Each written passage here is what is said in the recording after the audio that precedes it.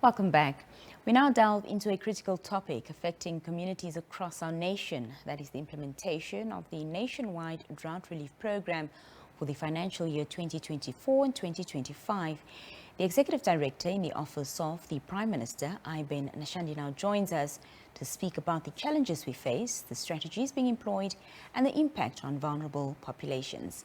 Mr. Nashandi, good evening and welcome to the Daily Roundup. Good evening and good evening, viewers.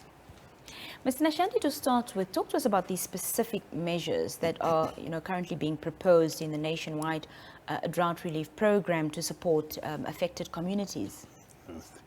First and foremost, the main objective that the government has set itself to achieve is really to protect lives of people on account of drought. And the second main objective is also to support livelihood of those that are affected. So in so doing, there are quite a few programs that have been put in place. In order to support lives, we need to make sure that no Namibian dies as a result of lack of food due to drought. Right. And it's on that account that the government have introduced what we call a drought program, which is effectively food assistance to the most affected, vulnerable people out there. And this entails provision of food on a monthly basis to those that are identified according to set criteria. And those are the ones that are on the verge of collapse, failing which we can either face starvation or famine or even death. And that is what we are really trying to avoid. Secondly, as a result of drought, the livelihood of people have been disrupted. And we all know that drought mostly affects people who are in the farming fraternity. And it's really for that reason that government have also come up with a comprehensive farmers or livestock support program to support farmers so that their livelihood is not disrupted without assistance. And that assistance entails incentives to enable the farmers to start destocking because grazing has become scarce. Water provisions in the community have also been very low. And so we are saying, farmers, let's start destocking so that you can only remain with the livestock that you are able to support. And last but not least is really water provision because drought for everybody else, well-to-do or not well-to-do, water becomes critical. And therefore, one of the critical components of this program is to support water provision in communities, drilling boreholes, where boreholes cannot become tanking them through water tankers. And there are quite a number of collaboration among ministries of government that are undertaking this important venture. Yes. Mr. Nashandi, how will the funding for this drought relief program be allocated and what sources of finances are being considered? Yeah, the main source of funding is ourselves as government through the treasury allocations. So our budget allocations are from ourselves as Namibians. Of course, the cost is a bit high. When we started this program, we anticipated initially that the cost was going to be in the region of 700 million. But because of the severity and also the length of time that we are in this drought, even people who would have been better off, their food levels start going down and therefore then they start appealing for assistance. So we are now talking about needing at least 1.3 billion Namibian dollars. So a larger proportion of that will have to come from government. We have made an appeal through our president, His Excellency Dr. Nangolo Mbumba, and that appeal has gone to the international community. We are happy to note that to date we have already restarted receiving some positive response to that.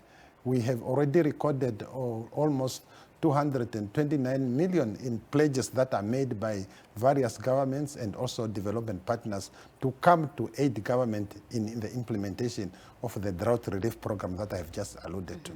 And that is really to protect livelihood in Namibia and to support the most weak. And I really want to emphasize that most of our programs are not universal because we want to make sure that we support those that are most weak. And it's for that reason that when we make a call for people to say food assistance is only for this type of people, we really want people to understand that because if we make it universal, it might mean that before the end of the drought period, we will not have resources to support those that are in most need. And that was what I was going to ask, the strategies that perhaps you've put in place or will be put in place to ensure that those drought relief efforts are sustainable and, of course, effective in the long run. Yes. Firstly, we need to enhance understanding about who should be supported. Right. Yeah, and because the program is so comprehensive, the food assistance, although most popular, is just but one of them. But there are other programs of government, not necessarily linked to the drought program, but which are aimed at supporting livelihood in Namibia. Right. And those programs are still open. So therefore, we need to popularize the program to make sure that people understand who should get what type of support. And we do that by collaborating with various stakeholders, and I'm really happy to record that most of the important stakeholders in the implementation of the drought program are communities themselves, because they are at the center of identifying who are the most needy. And we need to give support to those community members who are undertaking that exercise, because they live every day in those communities. They are able to know which household is on the verge of collapse and which household we need to channel our assistance to. So, Mr. Nashandi, for somebody that's in the community that's watching this and is wondering, you know, if they fit the criteria for this assistance, where can they go to get clarity on that? We have, in each community, there are what you call drought relief committees established by communities themselves. And we have popularized the criteria, and the criteria are very simple. We are simply saying that you must be drought affected. And I always give a simple example to say drought knows no protocol. It does not hide when it it manifests itself on a household. As household which does not get enough food, is evident from the rest. And those that and the communities that live with that, they are able to testify that this is the household that need assistance. But for comparison, we put up a criteria to say a household whose income is below 3,200 per month, we believe that that household would require assistance. And they must also not be beneficiary of any other assistance, and they must live in a constituency or in a region which is drought affected. Because Namibia is a land of contrast, we might find that some regions are more affected than the other. Although at this point in time, we are talking about the nationwide program which is cutting across all the region. But there are situations whereby some regions are less fortunate than other regions. Of course. Yes. Mr. Nashandi, I appreciate your time this evening, and thank you so much for joining us. Thank you very much. When we come back, more conversation here on the Daily Roundup with Nina.